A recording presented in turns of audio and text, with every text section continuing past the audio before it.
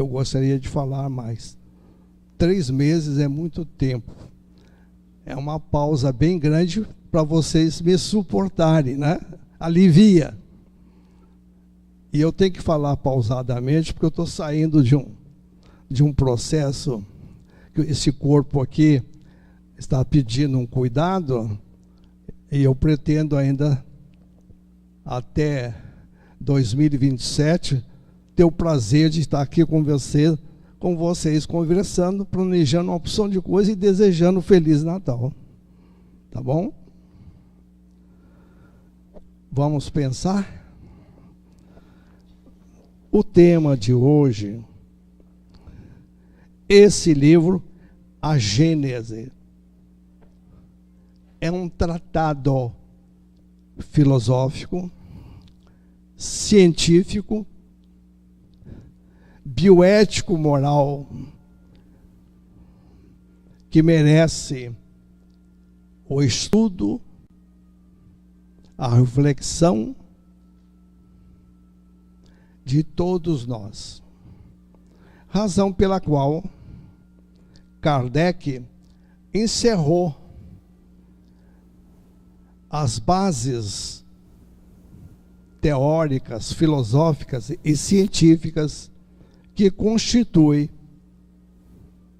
as obras, o Livro dos Espíritos, o Evangelho, o Livro dos Médiuns,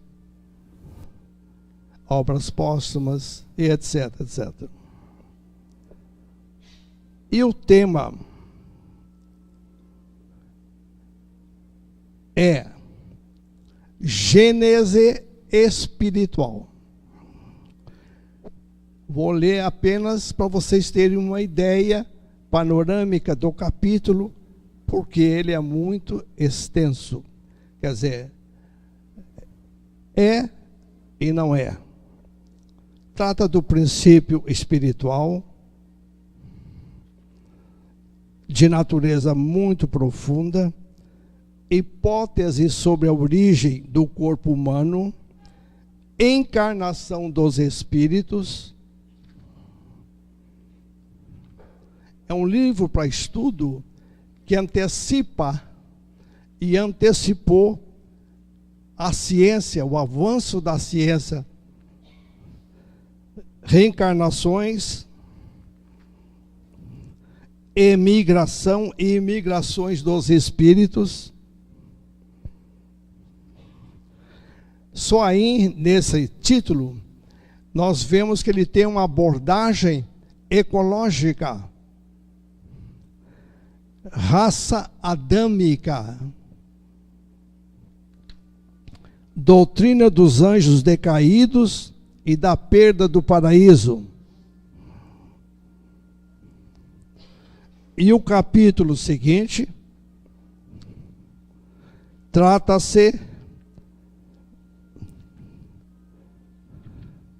vamos ver aqui,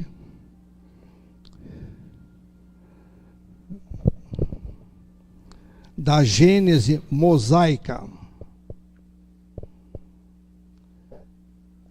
É um livro para se estudar.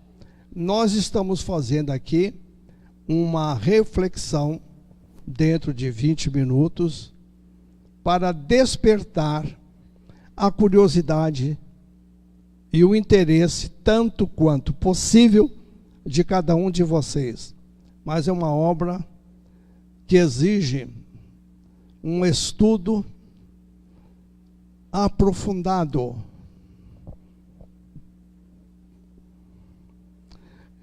Ele fala a origem, a gênese espiritual, a origem da vida, a origem do espírito, a origem da energia, da matéria, dos sistemas de vida. Então, o conteúdo aqui, cada página é um manancial de ensinamentos transcendentes. Tentando fazer uma síntese, aborda a questão do princípio espiritual que está presente em todos os universos conhecidos e desconhecidos. Nos dá uma visão cosmogônica.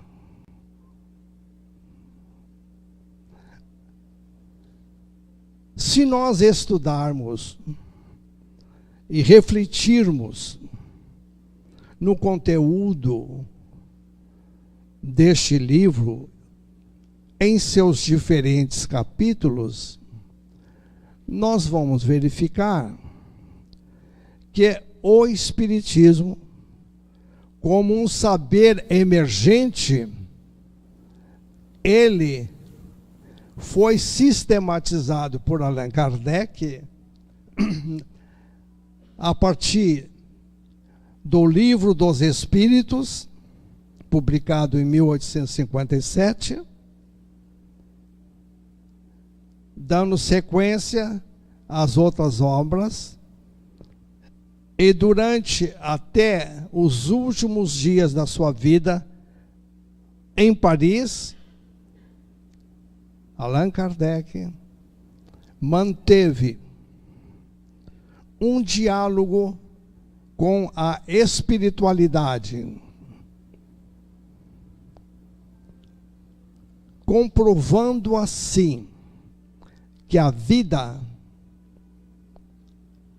é imperecível. Aqueles que viveram muitos dos que viveram ao tempo de Kardec na França e antes de Kardec, muitos personagens da história da humanidade, da história da humanidade terrestre,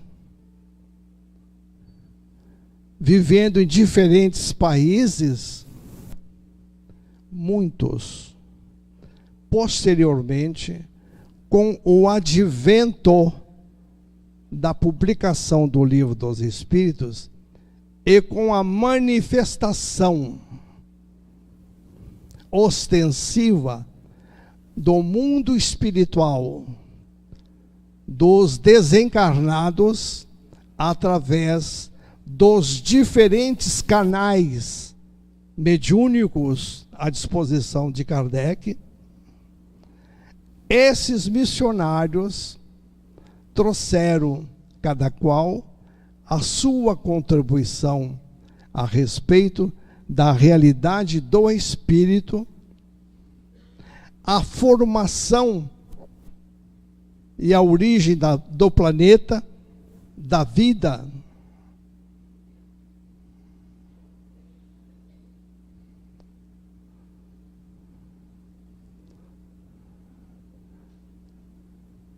Nesta ocasião, 1857 a 1869, data em que Kardec desencarnou,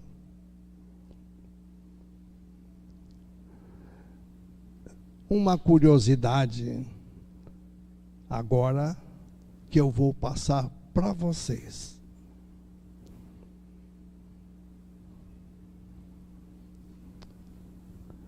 Onde cada um de nós, é uma pergunta que eu estou fazendo a mim mesmo, mas estou compartilhando com vocês.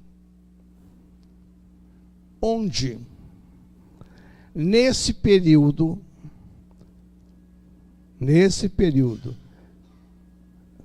1804, que foi o ano que Kardec reencarnou na França,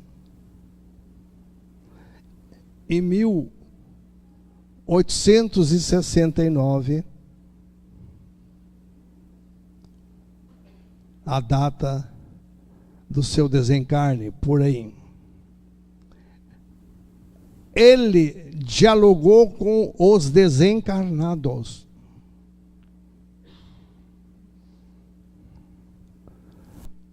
Onde cada um de nós, nesse período da história da qual nós participamos, atualmente estamos ligados a esse passado, onde cada um de nós andava. Será possível nós obtermos uma resposta? O que é que vocês acham? Eu gostaria que aqui nós pudéssemos interagir explicitamente, mas isto não é possível. Então, eu estou mais monologando, mas a intenção é monologando, dialogando. Alguns sorrisos generosos eu vejo no rosto de alguns.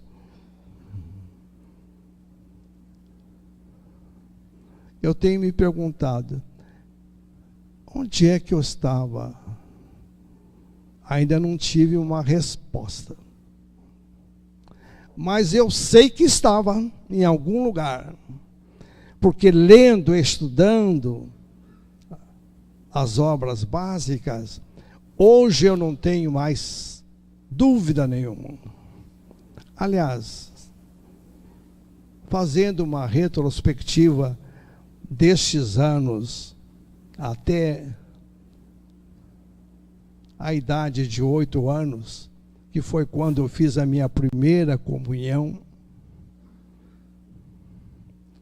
e a última comunhão foi logo após a guerra, a grande guerra, que eu era militar, na Páscoa dos militares. E a partir daí, eu comecei a procurar uma resposta. Só vim encontrar anos depois, quando encontrei o Espiritismo na minha vida, que começou em 1952 até hoje. Onde cada um de nós estava.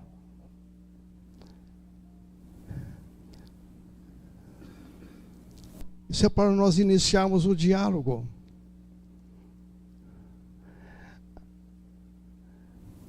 O Espiritismo é filosofia, porque ele desperta o pensamento filosófico indagativo do ser humano. Tanto assim que Kardec perguntava aos espíritos: que é Deus?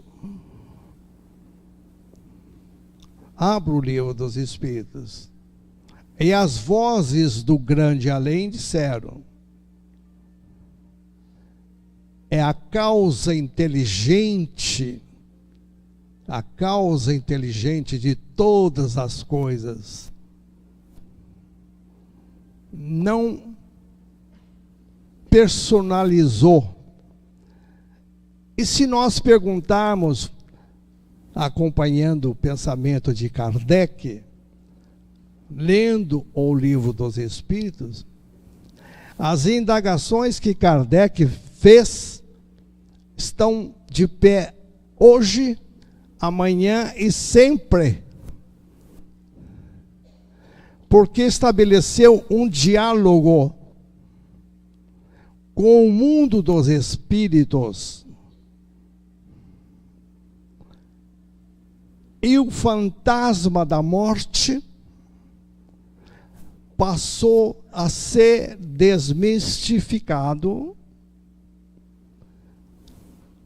e nós estudando os ensinamentos dos mentores espirituais, sob a égide do Cristo, todos eles foram unânimes em proclamar a perenidade da vida. Tudo é vida. Nascer, viver, morrer, renascer ainda, progredir sempre, tal é a lei. Só que isto, que parece tão simples, é de uma complexidade extraordinária.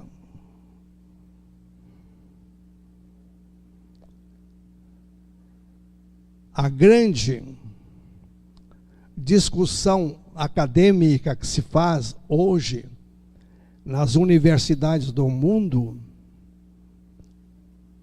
são duas correntes, basicamente, de pensamento: o materialismo e o espiritualismo.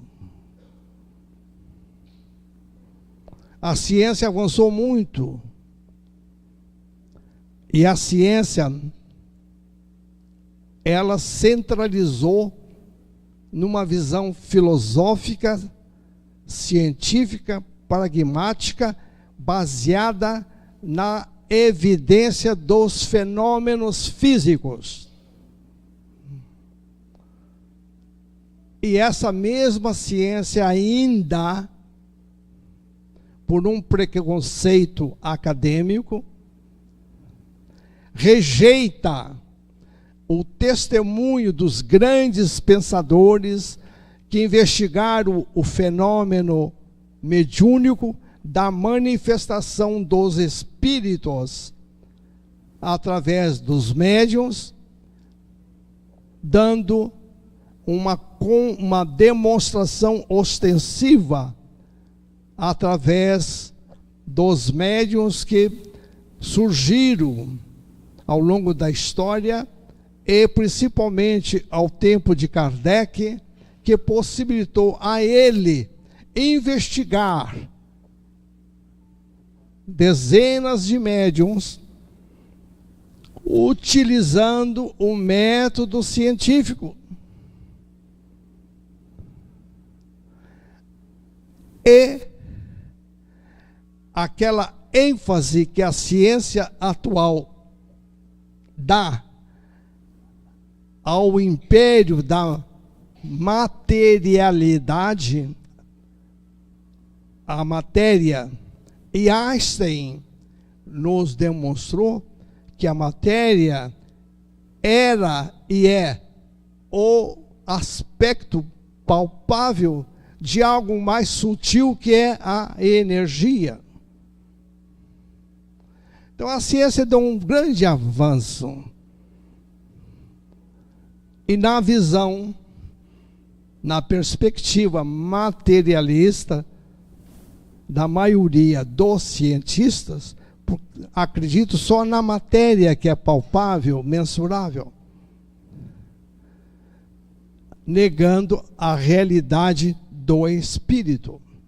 E na Gênese, nós vamos encontrar um manancial de ensinamentos que precisam ser divulgados, ensinados. E essa é a missão do Espiritismo no mundo. E é um desafio para nós, na nossa caminhada evolutiva, da qual estamos participando. Porque sofremos a morte. Mas aqueles que viveram e morreram, vieram dizer que continuavam vivendo. e queriam renascer de novo.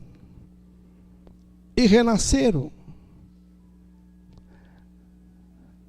Ian Stevenson, um grande psicólogo, médico, já desencarnado há alguns anos atrás, investigou o fenômeno da reencarnação. E ele produziu um manancial de informações científicas. E um dos livros mais recentes, os europeus, aqueles que reencarnaram como europeus e que vivem na Europa hoje, muitos deles na pesquisa feita por Ian Stevenson, testemunharam a lembrança das suas vidas passadas. Quando Ian Stevenson apresentou perante a universidade o resultado dos seus experimentos, das suas investigações, os cientistas argumentaram e o repudiaram, porque ele estava usando, até então, investigação com pessoas orientais. O oriental é da cultura oriental. A reencarnação é uma lei, como é a lei do karma, ação e da reação. Então eles criticavam Ian Stevenson, que ele só mostrava a pesquisa feita com pessoas orientais. Então a prova dele não era válida no mundo ocidental. E Ian Stevenson começou a investigar pessoas que tinham lembranças de vidas passadas, crianças, adolescentes, homens e mulheres, nos Estados Unidos, no Brasil,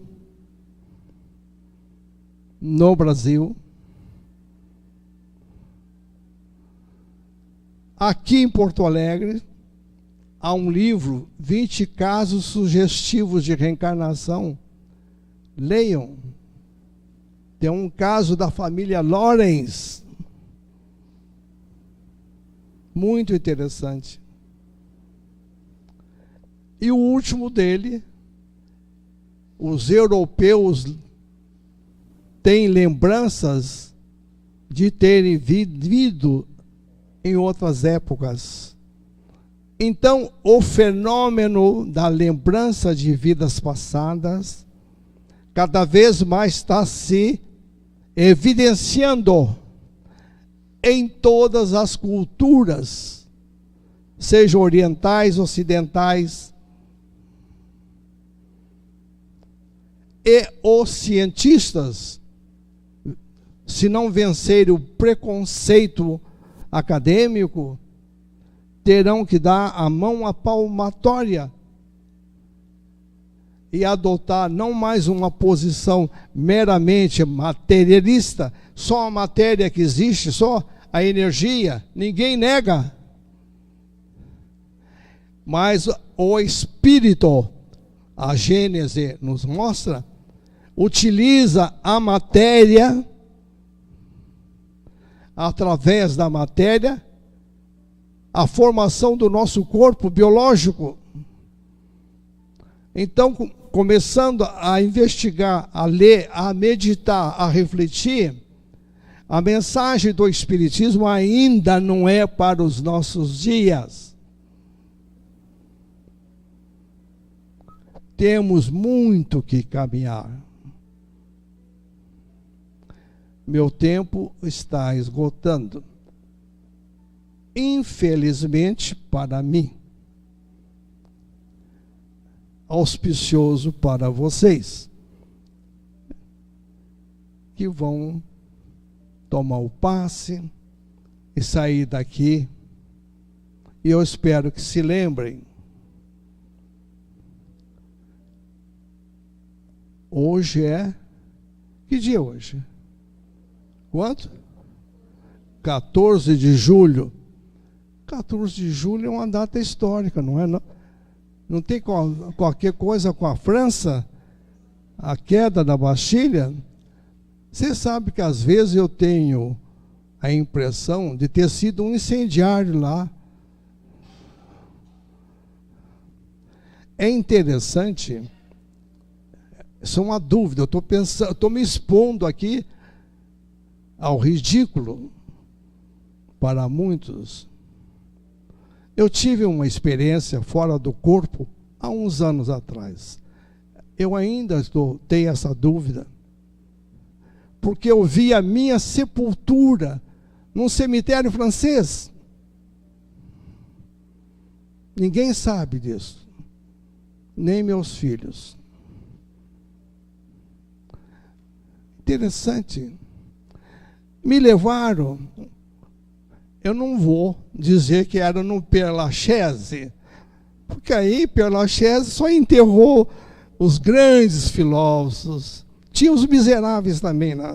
Os proletários. Eu estava numa sepultura dessa, mas a sepultura que me mostraram era de gente classe média, mais ou menos vigarista, como só ia acontecer. Aí eu vivi aquele fenômeno no túmulo. O túmulo era de mármore e tinha uma fotografia de um cara bonitão, e era militar, oficial francês. Aí eu olhei aquele cara, eu me vi ali. Olha, já é, que categoria, né? Oficial francês. Mas isso foi no período da guerra de 14 e 18.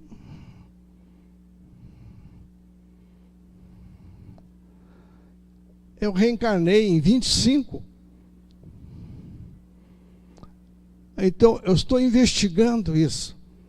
Mas o mais interessante, para encerrar, eu olhei para o solo da minha sepultura, tinha o mármore, mas tinha a sepultura e tinha algumas plantinhas mirradas, ressequidas. E de repente, o vento começou a circular. E lá do fundo, uma folha de jornal. E ali estava a notícia da minha morte. Aí eu comecei a ler em francês, estava entendendo, mas alguém me dizia assim: basta, não seja curioso.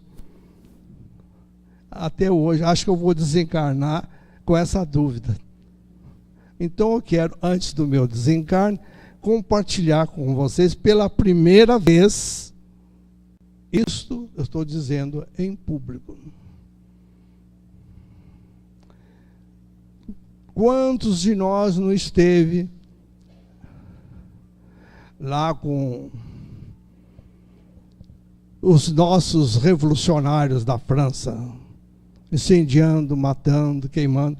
Quantos de nós não esteve todo embecados na burguesia francesa,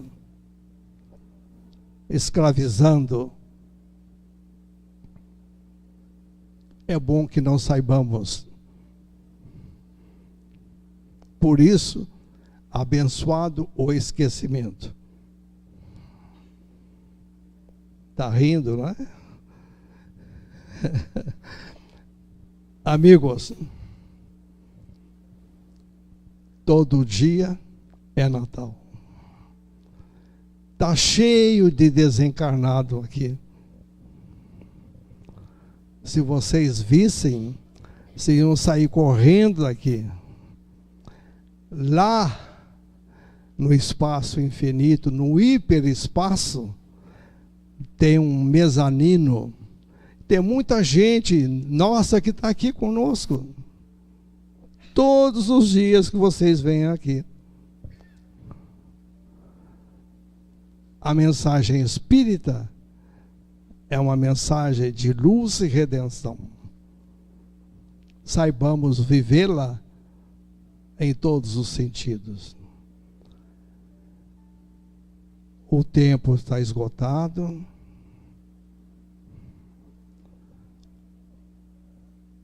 Agradecemos a dádiva deste momento, a oportunidade que eu estou tendo mais uma vez de aqui confraternizar com todos, vibrando em favor da paz e da harmonia em todos os lares, em todas as mentes, em todos os corações, no Brasil e no mundo, para que mais e mais o ensinamento crístico possa repercutir na mente e no coração de cada um, para que nós possamos amar e servir incondicionalmente aos que eu vejo o meu carinho, o meu sentimento fraterno, aos que eu não vejo, mas sinto, e a alguns que vejo igualmente, a minha reverência, a minha gratidão por estar aqui neste momento, hoje, podendo falar através desse microfone. Graças a Deus, luz e paz. Feliz Natal. Até a próxima oportunidade. Provavelmente daqui a uns 3 ou 4 meses nos reencontraremos de novo. Tá bom? Não se esqueça. Estamos juntos nessa caminhada. Pode vir o pessoal. Não vem? Hein? Meu nome? O que importa o nome, né? Eu fui o grande orador romano Cícero, Públio Lentulus Cícero. Tem um Lentus aí. Túlio Cícero. Meu pai me botou, porque ele se apaixonou pelo orador romano, mas eu não sou ele. Viu? Meu nome é Cícero, tá? Irmão Cícero.